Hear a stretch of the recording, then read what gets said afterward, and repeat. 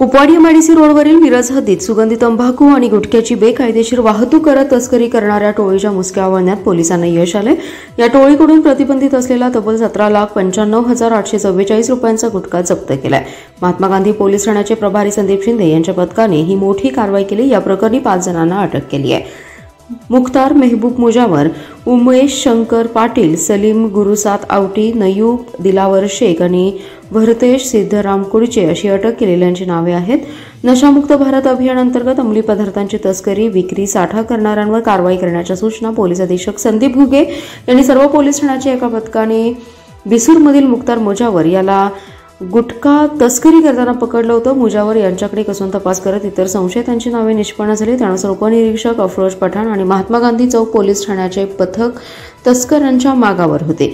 सहाय्यक निरीक्षक शिंदे यांना मिरज कुपवाड एमआयडीसी रस्त्यावरून बिसूर येथील मुख्तार मुजावर एका टेम्पोमधून सुगंधी तंबाखू, गुटखा आणि पान मसाल्याची तस्करी करत असल्याची माहिती खबराद्वारे मिळाली। त्यांनी पथकाला कारवाईच्या सूचना दिल्या।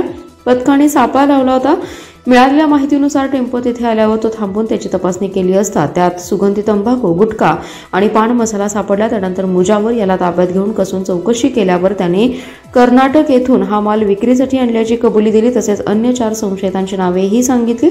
त्यानंतर 5 जणांना अटक करून टेम्पो, तंबाखू, गुटखा, पान मसाला असा 19 लाखांचा मुद्देमाल जप्त केलाय।